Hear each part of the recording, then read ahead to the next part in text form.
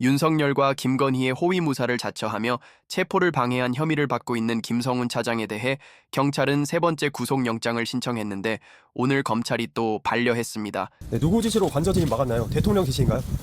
지시가 아닙니다. 법률에 따라 경호임을 수행한 겁니다. 경찰 측에서 반려 일주일 만에 영장을 재신청했지만 이번에도 보완 수사가 필요하다는 이유를 들어 세 번째 진짜 아예 영장을 음식을 기각했습니다. 안 보는 집단이야. 그것도 바로 한 것도 아니고 또 갖고 검토에, 있다가 또 쥐고 있다가 또 그런 거야. 봐봐요. 화내지 마세요. 뭐 화냅니까 이거? 얼마나 절박하면 그래. 그 사람들 입에서 뭔 얘기가 나올지 모르잖아요. 그 사람들이 누구죠? 그 김성훈 경호처 본부장, 그 본부장하고 경호차장 이 사람들이요. 너무 많은 걸 알고 있는 사람들이에요. 그 사람들이 이 윤석열을 지근거리에서 수행했던 사람들이기 때문에 그 내란 모의를 누구가 했는지 너무 많은 정보를. 검찰의 심각한 경호처 감싸기에 작가 유시민은 그 그런데 뒷배후엔 그 반드시 사람들이 거물이 있다는 생각인데요. 이렇게 잡혀오면 곤란해요. 검찰이. 윤석열의 검찰 칼을 활용한 수사에 대한 이야기를 하지 않았습니까?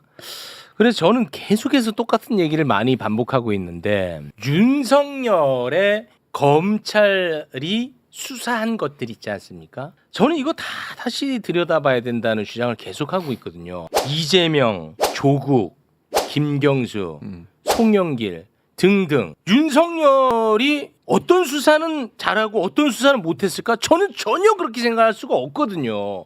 이건 제 생각이 어떤지 확인받고 이제 싶습니다. 저는 저 검찰 공소장도 저게 완벽하게 증거를 가지고 합리적으로 쓴 것이냐에 대해서 의문을 늘 갖고 있어요. 그러니까 공소장이 윤석열의 내란을 재구성했다 하더라도 네. 저기에는 뭔가 저거를 진행한 검사들의 뭐가 또 저기 숨겨져 있는 거죠. 가나다라마와 사촉한 검사가 한 명도 없어. 좀 이상하지 않아요? 그러면 자연스럽게 있다가 또 김성훈 얘기도 좀 잠깐 할 네, 그 겁니다. 얘기예요. 지금 네. 경호처의 역할이 하나도 안 나와 있습니다. 거의 묘해요. 윤석열이 내란을 획책하는 과정에서 접촉한 모든 사람들이 경호처를 통해서 윤석열과 접촉을 했어요. 근데 저기에는 경호처 사람들이 안 나와요. 그럼 왜 검찰이 경호처를 쏙 뺐지? 그거하고 연관해서 왜 경호차장 김성훈 경호차장 그 이벤트남 구속은 왜 막지? 이 구속영장을 왜 두 번이나 저렇게 그랬죠. 기각하고 네. 경찰 국수본에서 요청했는데 네. 그럼 왜 김성훈이 지금도 윤석열 뒤를 졸졸 따라다니게 저렇게 방치하고 있지? 그렇죠. 윤석열의 모든 동선에는 경호처의 누군가가 항상 같이 다녔는데 네. 왜 뺐을까? 그 합리적인 의심이잖아요, 이게. 그 이제 경호처를 굳이 봐줘야 될 이유는 없지 않아요? 그렇죠. 그럼요. 예. 김성훈이가 뭐라고? 근데 자기 자신을 봐주는 거는 필요하죠. 늘 해야 되는 일이잖아요. 네. 그래서 뭔가 경호처를 털면 검찰 고위층 수뇌부가 다치는 일이 있는 것 같다. 그렇죠. 내란의 재구성에서 네. 축이 여러 개가 있는데 한 축이 완전 빠져 있다는 느낌이 드는 게 경호처예요. 경호처. 예. 아니 검찰은 뭐 없을 수도 있죠. 나중에 뭐 합수부 만들어지고 거기 합류하면 되니까 네. 천천히 했을 수도 있어요. 근데 경호처를 왜 뺐지? 네. 경호처를 빼주지 않으면 안 되는 어떤 절박한 검찰만의 사연이 있지 사정이 있지 않을까. 아. 그래서 저는 심우정 검찰총장을 좀 의심해요. 의심한다. 네. 아, 자꾸만 비화기 서버를 김성훈이가 접근 못하게 막고 있지 않습니까? 네. 아, 그러면 검찰 입장에서는 이 아주 나쁜 놈이구만 하고 제일 먼저 잡아가야 되는데 네. 얘를 구속을 안 해요. 안 해. 이거는 저는 검찰을 의심할 충분한 사유가 되고 네. 이것은 뭐 특검도 통과가 안 되고 그러니까 검찰을 수사할 방법은 없죠. 네. 그러나 조기 대선을 하게 되면 네. 정권을 바꾸고 나면 특검을 해서 네. 이것까지 포함해서 이제 이 주요 임무 종사자들만 저기서 다루고 있는데 네. 더 넓게 퍼져 있는 숨겨져 있는 뿌리들 여기까지 전부 파내는 날이 올 것이다. 아, 반드시 오죠. 반드시 온다 이거죠. 반드시 오죠. 정권 교체가 되면은 대통령이 거부권 행사 안 할 테니까. 그럼요. 바로 특검은 특검 뭐 당연히 바로 출범하는 출범하는 거죠. 그리고 검찰 조직 내에서도 그 조직의 특성상 지네 조직의 이익을 위해서 또 지 개인의 영달을 위해서 심우정이가 뭐였고 대검 차장은 뭐였고 나불나불 하는 애들이 나옵니다. 그때 되면. 그때 되면은 그때 왜 수사를 못했고 뭐 이러면서 그렇습니까? 지금은 우리가 할 수 있는데 왜 못하게 하냐고 그러고 뭐 이렇게 그래요. 나올 거예요. 오히려 특검 출범하면은 그 수사는 찾게 되겠군요. 그렇죠. 그러니까 특검이 출범하기 전에 뭐라도 전에. 했다는 걸 보이기 위해서 전에 막 나댈 거라니까. 특검 출범할 때까지 시간이 좀 걸리잖아요. 새 정부가 네네네네. 출범해도. 그러니까 그 하나만 제가 여쭤보겠습니다. 조기 대선이 치러지면 국민의힘에서 그래도 누가 나오면 가장 무서운 경쟁자가 될까요? 무서운 경쟁자는 없는 것 같고요. 그건 진짜 없을까요? 네, 그 이제 제가 보기에는 여러 사람 지금은 나서고 있는데 흐름을 보면 김문수 대 홍준표 이렇게 가는 거 아닌가? 그렇게 보이세요. 김문수 대 홍준표. 네. 다 오세훈은 자기라고 생각하고 이준석은 또 자기라고 생각하고 그런다는데요. 이준석 얘기 좀 그만하십시오. 너무 스트레스입니다. 아니 요즘 진짜. 얘기는 오세훈하고 한동훈이가 손을 잡고 그러니까 오세훈이 대권 뛰고 한동훈이 서울시장 뛰고 뭐 그런 얘기인데 그런 얘기가 있고 그런 게 있어요. 저 이준석이는 아니 한동훈은 나 명예훼손으로 유죄 선고밖에 한 거 막 빼고는 성공한 게 한 개도 없는 거야. 진짜 그렇더라고. 그러니까. 네. 진짜. 예. 예. 이준석이는 그렇게 해서 만약에 오세훈이 약진을 하면 그거는 명태균이 가만 놔두지 않을 거기 때문에 그렇게 되면 그 다음엔 나다 이렇게 생각하고 있다는 그런 얘기를 거예요. 들었습니다. 예. 이제 명태균한테 안 걸린 사람은 김문수밖에 없잖아. 그렇죠. 네, 없어요. 예, 예. 김문수. 그러니까 아무것도 이준석은 없어. 결국은 김문수가 저쪽 당 후보가 될 거고 그러면 쟤들 입장에서도 이길 수 없다는 걸 알기 때문에 자기를- 지한테 와가지고 맞아. 손을 내밀어서 들어갈 거다. 결선하자고 할 거다 이렇게 그러니까. 생각한대 지금. 맞아. 그렇게 생각해. 이준석이 지금 이렇게 먼저 치고 나오는 것은 나 여기 그거예요. 있어요. 국민의힘 언제든지 나한테 너브콜해. 나는 갈 거야. 이런 생각으로 나와 있는 거야 지금. 그리고 그걸 해야 예. 이제 명태균 사건이 혹시가 아니라 저거는 필연적으로 터질 거기 때문에 그때 자기 방어를 하려면 그 자기 방어도 하죠. 그냥 국회의원만 하고 있어 갖고는 안 되죠. 이게 안 되죠. 잘 방어가 안 되잖아. 대선 주자를 그 해야 이해해요. 그렇게 하는 거. 지금 막 벌써 막 홍대가 기자회견하고 막 이러는 거 막 무슨 존 F 케네디 뭐 오바마 이해한다고요? 빌 클린턴 얘기하는 거 이런 거 그 진짜 나이 빼고는 공통점이 한 개도 없는 사람들을 막 주워 섬기잖아. 여북 그러면 그러겠냐고. 민주당이 지금 개혁신당한테도 그 헌법수호 원탁회의에 참여하라고 제안을 했단 말이에요. 그렇다고 하더라고요. 그거 보면서 또 화나시는 분들도 있을 줄 몰라. 왜 그런 전략이 있는 거예요. 거기에 이준석이 참여하면 이준석은 저쪽으로는 못 붙는 거야 이제. 근데 참여 안 하면 본심이 드러나는 거지. 리트머스 시험지. 그럼 그러니까 나름 다 민주당도 그러니까 싫어하지 마세요. 거기 생각한다고. 들어오면 못 가는 거야. 그러면. 그걸 바둑에서는 응수타진이라고. 내가 딱 붙였을 때 젖이나 느나 이런 거 보는 거예요. 네. 늘면 수고 타고나는 거 맞젖히면 붙였는데 젖히고 혹은 붙여왔는데 내가 젖혔는데 끊으면 한번 해보자는 거지. 그러니까 순간순간 하나하나 이렇게 막 그거에 일일비하지 마시고 죄송합니다. 그냥 유 작가님이나 저나 다른 공무원들 가능성 없는 사람들이 얘기할 때는 그래도 죄송합니다. 일일비에 표본입니다. 욱하지 말고. 죄송합니다. 네.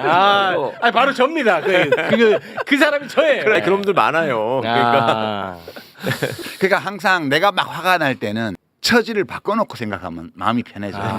네. 내가 국힘 당원이다. 네. 내가 국힘의 국회의원이다. 내가 윤석열 부하다. 내가 윤석열이다. 내가 김건희다. 이렇게 생각해보면 내가 이준석이다. 이렇게 생각해보면 나라도 그럴 수밖에 없을 것 같은데 이런 생각이 들 거예요. 그래서 제가 내린 결론이라니까 윤석열 마지막에는 김건희가 시킨 건데요 이렇게 나올 거다. 더 나가면 나 윤석열 아니다. 어찌 보면 이것도 그렇네. 헌재 재판관들 막 흔들고 저렇게 발악을 하잖아요. 우리가 생각할 상식적인 행동을 안 하는 것은 자기들의 불안감이 그만큼 높다는 걸 증명하는 거죠. 결국은. 이길 가능성이 전혀 없으니까. 그러니까 우리는 불안할 그렇게 필요가 악쓰는 없다는 거죠. 거지. 거기 내 얘기 여러 번 했잖아. 그게 응징의 시간인데 빨리빨리 응징이 안 된다고 화내지 말라고 조급해하지 말고. 왜냐하면 권력자의 친위 쿠데타였잖아요. 현직 대통령이 벌인 친위 쿠데타였는데 그러니까 힘들어. 간단히 제압이 안 된다고. 앞으로도 계속 울퉁불퉁한 일이 더 뭐가 있을지 몰라요. 네. 이제 그때마다 자꾸 화내고 욱하고 이러면 나만 손해야. 네, 맞습니다. 네. 따지고 보면은 지금 윤석열 세력 중에 군대 빼고는 다 그대로거든 지금도. 그러니까 이게 뭐 쉬울 리 없는 거죠. 또 최상목 생각하니까 또 화가 나는데 이걸 좀 내려놓도록 하겠습니다. 그 내란 수계 대행인데 내가 얘기하잖아. 내란수 대통령 권한 대행이 아니고 내란 수계 권한 대행이라니까. 그러니까 그 최상목 씨 입장에서 생각을 해보면 또 다 이해가 돼요 이게. 이럴 수밖에 없는 게 이해가 된다. 동의한다는 건 아닙니다, 아니, 여러분. 열심히 계산해서 나름 그래도 네. 플러스가 되는 쪽으로 계속 가는 거예요. 재상목도. 네. 그래서 이제 이분 남는 헌법재판소에서 야 이거 위헌이야 권한쟁의 심판 결과 나오면 네. 내가 보면 임명해 못 이긴 척 아, 못 이긴 척. 그때 그러면은 최상목이는 또 그 생명을 유지하네. 생명 연장을 그것도 야구르네. 야, 임명해도 야구르네. 그러나 와. 탄핵되고 나서 새로운 정부가 들어서면 내란 특검으로 이 조사 받아야 돼요. 그럼요. 재산도. 그렇겠죠. 그러니까 최대한 절대로- 시간을 벌어야 되는 거고요. 그러니까. 그때 가서 이제 제 결정입니다. 이렇게 또 안 하고 누구 또 끼워 넣어서 법무부가 하라는데요. 이렇게 하면 그런 거할 거야. 예. 다 우리가 입장을 바꿔놓고 생각해 보면 이해 못할 바가 없어요. 그러니까 현실에서 벌어지는 모든 일은 예. 그럴 만한 이유가 있는 거예요. 다. 이게 철학적으로는 해겔 선생님의 말씀이 그거 아니야. 현실적인 것은 이성적이고 이성적인 것은 현실적이고. 현실에서 벌어지는 모든 일은 이유가 있다. 다 들여다보면 그럴 만한 이유가 있다. 김건희 씨가 이혼 소송을 건다고 해도 놀라지 말라. 다 그럴 만한 이유가 있는 거예요. 네. 오늘 저 인물평 그거 뭐 좀 위험했나? 여기저기서 전화 많이 올 텐데 그럴 만한 이유가 있는 겁니다. 너무 놀라지 마십시오. 분명히 여기저기서 전화 갈 겁니다. 아, 전화 못해 작가님한테. 아, 못합니까? 아니, 뭐 틀린 말씀하신 것도 아니고 할 말도 왜냐하면 없는데. 내가 이제 그분들 입장에서 생각을 해봤거든. 네. 내가 아직도 꿈이 있고 뭔가를 하고 싶고 이렇다고 할 때 이렇게 해서는 100% 실패한다는 아, 얘기를 한 거거든. 그러니까요. 이렇게 하지 말고 그렇죠. 자신의 욕망을 노출시키지 말고 대중의 욕망을 읽어라. 그리고 아, 정말 대중들이 피가 되고 살이 느끼기에 되는 저 사람은 자기 자신의 욕망이 아니라 나의 요구를 실현해주기 위해서 애쓰는구나 라는 느낌을 갖도록 해줘라. 네. 운이 따르면 한번 자기한테 기회가 올 수 기회가 올 있고 것이다. 그렇게 해도 운이 안 따르면 또 안 올 수 있고 예. 그거를 받아들여야 돼요. 이게 참 내가 여기까지인가 보다 이게 안 되는 것 그게 같아요. 안 돼. 그게 안 돼. 내가 볼 때는 그게 안 돼. 이것도 딜레마예요. 좀 더 가실 수 있는 분 같이 보이는 분들은 난 그냥 여기까지야 이러면서 계속 있고. 아, 근데 맞아. 아닌 사람들은 자꾸 진짜 맞아. 김부겸 총리 생각을 하면 그리고 나는 이제 83년도에 우리나라 청소년 축구가 박종환 감독이 이끌고 네. 세계대회 4강을 갈 때 맞아요. 그때야. 그렇죠. 그게 네. 83년도 여름인가 그랬어요. 내 기억에. 그때 김부겸 선배가 뭘 하고 있었냐면 경북대 후문에서 복사집을 하고 있었어요. 아, 그래요? 예. 그러니까 내가 군대에서 제대해가지고 그 형한테 밥 얻어 먹으러 놀러를 갔어. 오. 놀러를 갔더니 그 형이 막 복사하면서 야 시민아 응.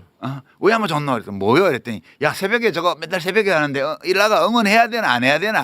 축구를. 왜요? 그랬더니 전두환이 생각하면 응원해주기 싫고 졌으면 좋겠고 근데 아들 저래 열심히 뛰는 거 뭐 이기 있으면 좋겠고 내가 왜 하면 좋을지 모르겠다 이러더라고. 오. 형 그래도 선수들이 열심히 하는데 응원은 해야지. 어. 아무리 전두환이가 미워도. 근데 어. 역시 그래야 되겠지. 이랬던 둘이야. 아, 눈물 근데 난다. 그 형님은 국무총리도 하셨고 나는 장관도 했잖아. 네. 이만하면 인생에서 정말 축복받은 거지. 그렇죠. 세속적 기준으로 보면. 아, 그럼요. 더 일을 하라는 그런 신호가 대중으로부터 오고 내가 그럴 형편이 되면 할 수도 있지만 또 안 해도 그만 충분하잖아. 아, 그럼요. 근데 그런 생각을 하면서 나는 그 김부겸 총리를 생각을 하면 늘 1983년도 경북대 후문의 그 복사집에서 나누었던 대화를 아. 떠올리곤 해요. 네. 참 좋은 형이거든. 네, 좋은 분이죠. 진짜. 네, 근데 지금 이건 아니라는 거지. 이거는 대중의 소망을 거슬러 가는 거예요. 그래서 내가 이렇게 뭐 야 그러면 야 시민아 그러면 내한테 전화해서 얘기를 하지 와 그렇게 공개적인 장소에서 말하는. 그건 형님이 공개적으로 하니까 나도 공개적으로 하는 거야. 진짜 말씀하신 분 한 분 한 분이 개인적으로 보면 참 성품이 좋고 근데 김동연 지사님하고만 깊이 얘기를 못 해보고 안 친한 사이인데 진짜 다 좋은 분들이에요. 그래서 참 안타깝지. 형님이 내한테 전화해서 오해하면서 눈물이 왔으면 내가 조용히 형님한테 얘기를 하지. 아, 야, 진정성 있으시네. 뭉클하다, 뭉클해. 그러니까 뭐 저는 그게 비판이라기보다는 그분들이 정말로 작가님 얘기를 듣고 본인을 그래. 돌아볼 수 있는 기회가 된다면 또 다른 뭐 큰 인물이 될 수도 있지 않겠어요. 그러니까 이거 매불쇼 이 부분 딱 떼가지고 네. 좀 주세요. 그 주변에 계신 분들 네. 혹시 보시면 저 유시민이 저 못된 놈이 와서 총리님한테 이래 얘기하던데요. 라고 해서 좀 전해주세요. 알겠습니다. 오늘 진짜 중요한 파장은 얘기였어요. 파장은 제일 클 것 같아. 이렇게 오늘이 진짜 정말? 왜냐하면 이 실명이 워낙 많이 들어가가지고 쉽지 않을 것 삐처리해. 같습니다. 왜 삐처리합니까? 삐처리도 다 알아. 내가 무슨 공소장입니까? 왜 우리가 삐처리합니까? 공소장처럼 가나다라 바로 아니. 네.